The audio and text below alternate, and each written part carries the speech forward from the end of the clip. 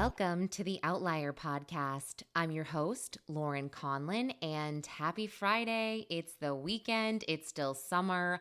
What is better than that? Well, I'll tell you, my episode today with Jillian Michaels. Okay, don't hate on me. I'm feeling a little corny, but I'm really enjoying doing some of these episodes that are not so dark in between all of the darkness that I'm covering.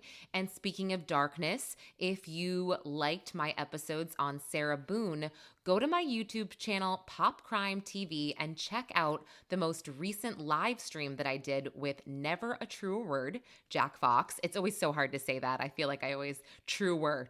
It's so difficult. But we did an episode where Jack analyzed all of Sarah Boone's statements. And then I actually was able to get a quote from Dr. Kendall Crowns, which I had previously promised, of him describing what he thought happened to George Torres. And what he speculates is really sad. I mean, he speculated that George got some of the injuries because Sarah kicked the suitcase and possibly, when she flipped it. I mean, it's just so crazy. But anyway, that's me plugging my YouTube channel. Again, Pop Crime TV. I'm working very hard on that. It's very difficult. It's not the same as podcasting, but let's get to today's episode because I am a big fan of the guest today, Jillian Michaels. Oh my gosh, she is such a force, you guys. She has a new podcast called Keeping It Real, and she does that with Bill Mahr, his production company. I'm a big fan of Bill Mahr too, because both of these people keep it real. Jillian Michaels rose to fame on The Biggest Loser, but it wasn't without scandal. She was accused of giving her team caffeinated pills and green tea extract to help them lose weight, and she's always made the news for, again, telling it like it is. She's gotten in arguments with Andy Cohen, Al Roker, and we get into all that. I mean, she does not hold back, which is a big reason why I think her podcast is going to be extremely successful, or more successful than it already is. But yeah, you're going to love what she has to say. She is such a talker, but I really enjoyed her. And she says a lot about Ozempic. So trigger warning there. If you're on Ozempic for vanity reasons, and I don't judge, are you kidding me? I wish I could take Ozempic. I mean, I have a thyroid issue, so I never could. But she goes into all the reasons why you shouldn't take it if you really don't need it. So I'm going to play our interview right now, and then I will close us out with some comments. Hi, Jillian. How are you? I'm great. How are you? I'm doing well. Oh my gosh. I feel like so special and happy right now. I am talking to the OG Jillian Michaels. Oh my gosh. Oh, thank you. I appreciate that. Yeah, of course. Well, congratulations on your podcast. I have to say, I'm very excited to listen to it. Keeping It Real with Jillian Michaels. And honestly, you really hold true to your title. You have always kept it real, no matter what. Tell me about that, about the ups and downs of keeping it real. I know. To be honest, I just don't know any other way. It's wild, and I wish I did. I would, I'd be a hell of a lot richer. I'll tell you that. But the truth is, I have enough money, and I love what I do, and it brings me meaning. And I hope that in some small way, it contributes to other people literally living their best lives. So keeping it real is not so easy these days, as we know. And part of the reason that I'm really excited to be partnering with Bill Mahr and his production company, Club Random Studios, on my podcast is so I can continue to do that. And back in January, I had done Bill's podcast, and we had a few spirited debates. I cleared up some misinformation that he had around diet and exercise and a few medical things from previous podcasts I'd done. And then he invited me on to do Real Time on HBO. And after that, he was like, I don't understand. Why am I not hearing this? How come nobody's talking about this? And I said, listen, a lot of my doctors call it medical McCarthyism. You've got the big pharma cartels coming down on them. Big insurance is hiring. I'm not joking. Brigham Bueller talks about this brilliantly because he was a pharma rep. Big insurance hires prosecutors from the DOJ to go after doctors that order certain tests. And it's madness. So Mm, people are essentially silenced or they're canceled for having difficult conversations. And Bill was pretty alarmed.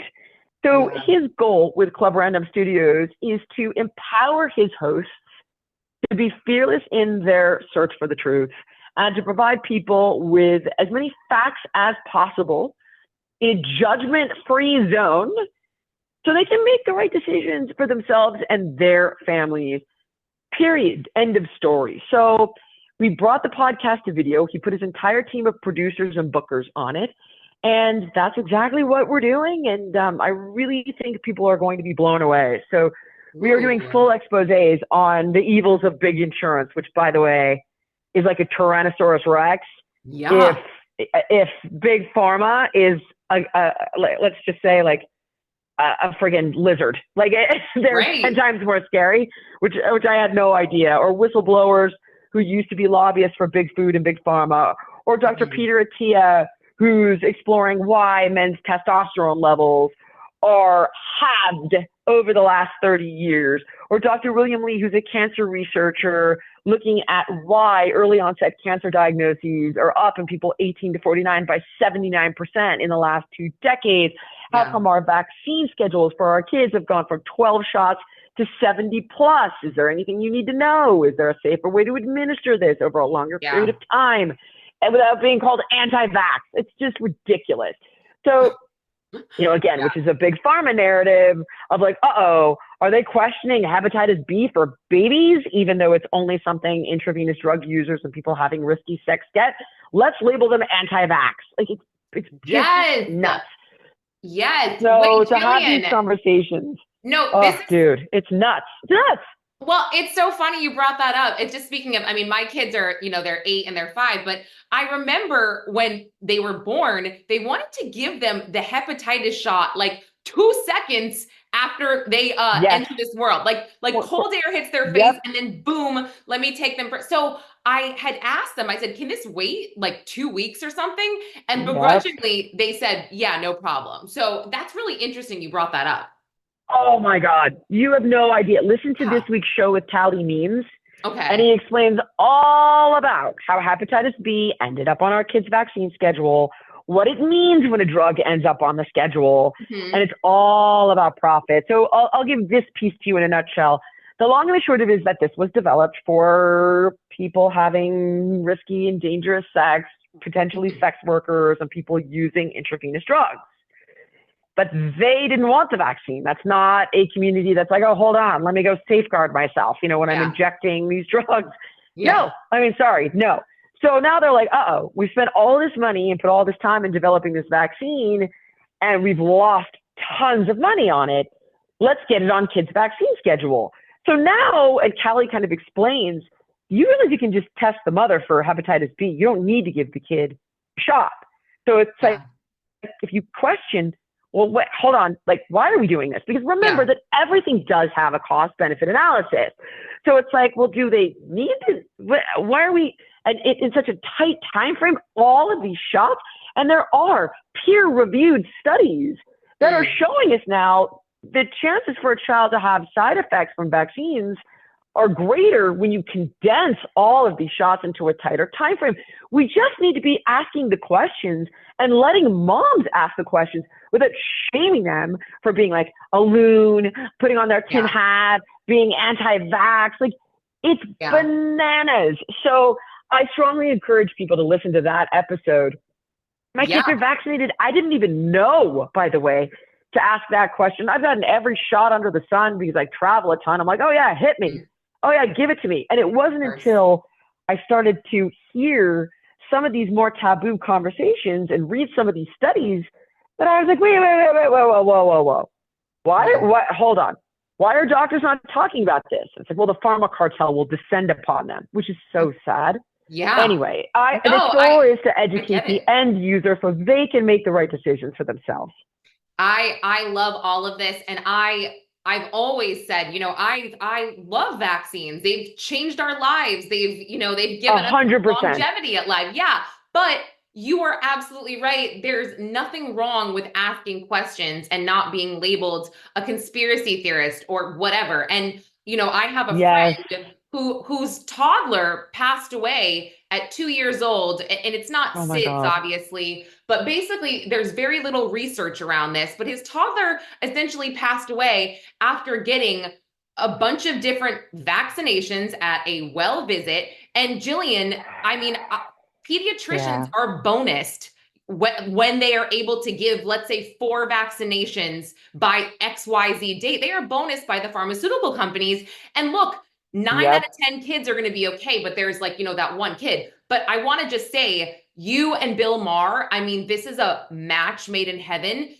I am so Oh, looking thank forward to you. listening to this. And I also have to ask you, is Lizzo going to be a guest on this? I've tried. I have No, actually tried to get her on so many times. stop. And this is what's a bit frustrating is that getting people who hold the antithetical position to mine Mhm. on the podcast has been challenging. So now I have to seek out people who criticize me on social, and I'm like, "Will you come on?" and Yeah. like sometimes they do, and sometimes they change my mind, Mm. but most of the time they don't, which is a real bummer. And then Yeah. I'm like, all right, you're gonna come at me with this, but you won't come on to share your position, your opinion, the data you have, the facts maybe Yeah. that I don't know. But I've tried Yeah, you're not looking to numerous times, and the shame. door's open always. Yeah. Yeah. Oh Okay. my God. Yeah, not at all. Never. The concern is about people's health. And what's Yeah. so funny is that was Bill is one of the only people that publicly defended me after that. And Mm. he's like, this is ridiculous. You got a fitness expert who says she doesn't celebrate obesity. Yeah. And, we call for her head. He's like, and he talked about it with Rogan. And Mm. that's when I knew that I needed to work with Bill. It just took me 5 years to get there. Yeah. No, But I it's got there. So there wonderful. you go. No, it's wonderful. I'm so jealous. I'm literally so jealous. It's so cool. And are you going to have Andy Cohen on? I was curious about that. I mean, I would have him on. I don't know what we would discuss though, because he has no opinions about in my wheelhouse. So Mm. I'd say like, I think you suck, and he would say, I think you suck. I did, by the way, though. Hold on. When he shot his mouth off after I released the 6 keys, which is Mhm. about longevity, that we interviewed, I don't know, 50 different doctors on, and I wrote with Mhm. a medical researcher. And he, bashed me for coming out and saying that keto is not the optimal diet. I did say, come on, let's discuss it. The same with Right. Al Roker. And both of them headed for the hills. Neither of them had a rebuttal. Neither of them said a word. And I was like, Mm. you know nothing. But I'm more than happy to have this public debate and just destroy you. And nope. So Nope. I did Yeah. try. There you go. That's a Yeah. perfect example. I was like, let's go over the data about keto and look Right. at the different studies. Now, you could have somebody like Dr. Lane Norton who has a PhD in nutrition science, and his thing is he's way more forgiving. He basically just wants people to adhere to eating less and eating Yeah. more whole foods. And if you do that with keto, he's okay with it. My thing is there is an optimal way forward, and cutting carbs isn't it. So I am not a keto fan. Yeah. Human beings eat carbs, and there's a robust amount of data to show all the health benefits of complex carbohydrates. Hmm. That said, I'm open to any debate on it, and I've said that consistently. Um, Yeah. so anybody who wants to critique me, you're welcome. Let's go, but you better bring it, Yeah. because No, I like that. I you actually better bring it, because I'm I pretty like well that. researched and all this stuff. I like that Ah, you're open to debating and you're open to having these conversations and you're always. like, come on my show, let's do this. And then I also want to know your take on, let's say a 140 pound woman wants to take Ozempic. They have no signs of any Oh, issues with diabetes. What do you say to them? okay, here's what I'd say. People love to tell me how MDs don't agree with me about my positions on Ozempic. And I'm like, really, what MDs are you talking to?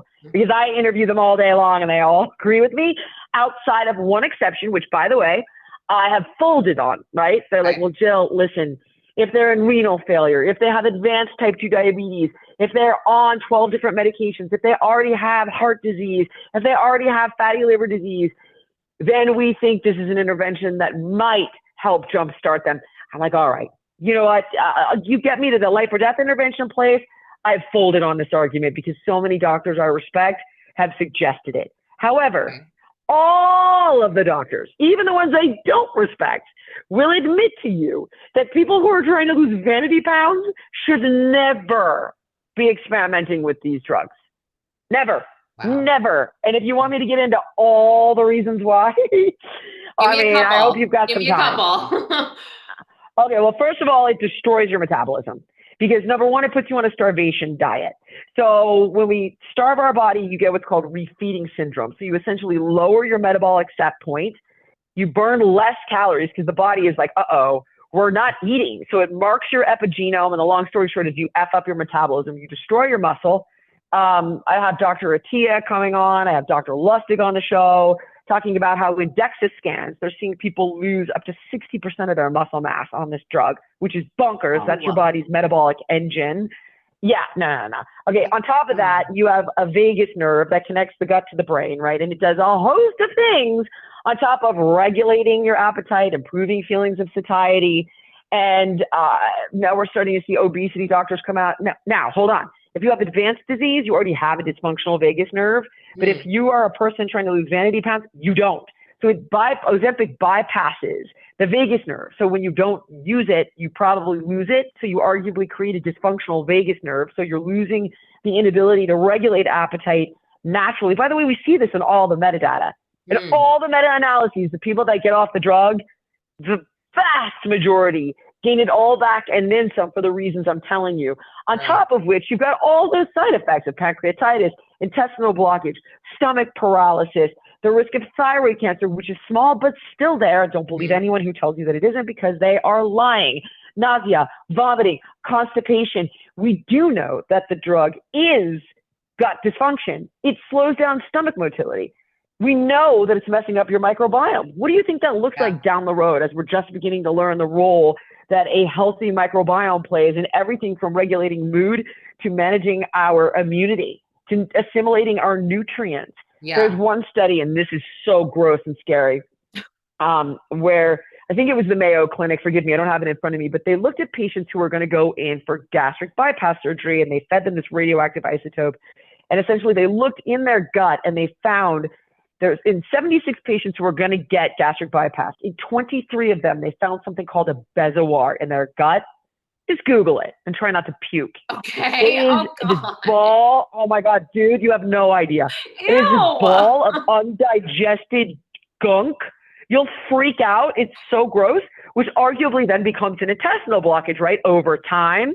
Now, in 100 patients they looked at that weren't on GLP-1s, that were getting the same surgery, 0 had a bezoar. 0. You have no idea what this is going to look like. We already admit we don't know. So, for example, all the research on these drugs was done on people who are already very sick. Renal failure, advanced heart disease. It is a ridiculous, faulty assumption to presume that people who have none of these conditions that go to lose the weight for vanity purposes are going to have similar side effects because those people are already sick. They already have dysfunctional vagus nerve. They already have insulin resistance. They already have GLP-1 resistance. So, and their side effects are terrifying unto themselves. The cost-benefit analysis is not there. You know, cut your calories back 500 calories a day, move your body, and you will lose those vanity pounds, compromise 0 muscle, 0 risks of side effects, only upside. It's an extreme fortune. And if you think you're going to cycle it, joke's on you. I mean, it is really, you are messing with something very serious. I mean, I don't take it. I have friends that take it, but gosh, you've just really pushed me away from it for sure. I do take. Oh my God. Jillian, I take these like GNC. They're just this appetite control. I feel like they're just caffeine, really. I take those sometimes in the morning. Caffeine is great. Okay, so they're natural things.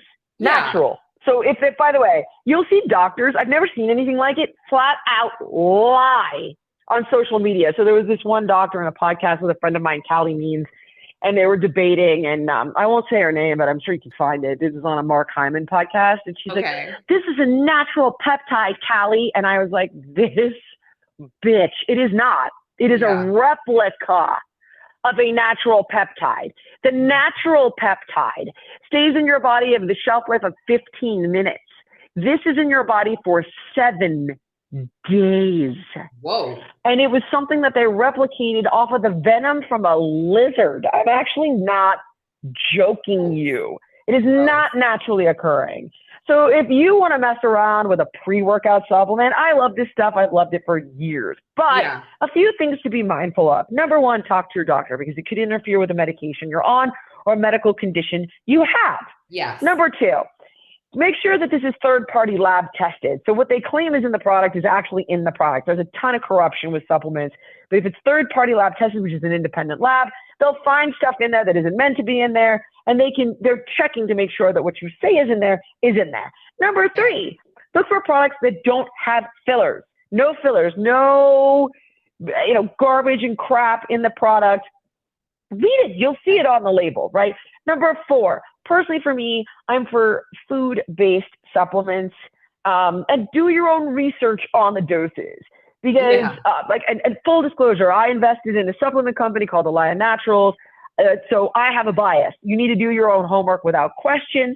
But you can't make claims about something having a benefit if the dose isn't wrong, isn't accurate. So we're like, they may not have done studies on a hair product for something like the saw palmetto. It's going to help you not lose hair. Is the dose from the studies?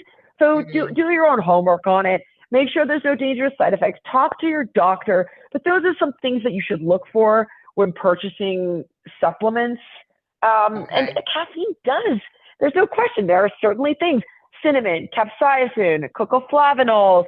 Yes, caffeine, Glucola, green tea extract that do show to have some metabolic benefits that can help curb cravings and appetite, that do improve athletic performance in the gym, and that are all natural, provided you follow all the safety steps. Because if you have high blood pressure, you probably don't want to talk to your doctor. You shouldn't be taking that. If you, things like fish oil, which I'm a massive advocate of, if you're on certain medications, probably shouldn't be taking those either. So always, always do your own homework and talk to your doctor and follow some of the guidelines that I just gave you. You are a genius. Oh my gosh. Jillian Michaels. I'm so excited for Keeping It Real with Jillian Michaels. We'll get to see your face because it's a video podcast. I'm very excited. I will plug this everywhere. I know that this is cliche because it's in your title, but you really do keep it real and it's so refreshing. I try to do the same. So thank you so much for joining The Outlier and Pop Crime TV. I hope to talk to you in the future, like in person at some point. Oh, I would love it. And I can't thank you enough for having me on and giving me the platform to talk about this stuff. I really appreciate it.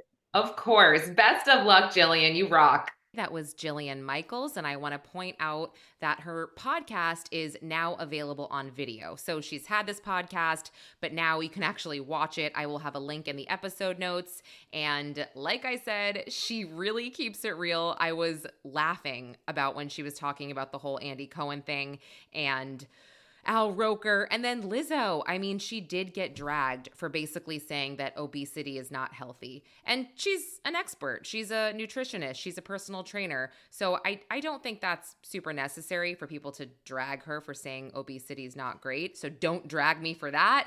I'm not commenting on anyone's body. I don't comment on people's bodies because I don't want anyone to comment on mine.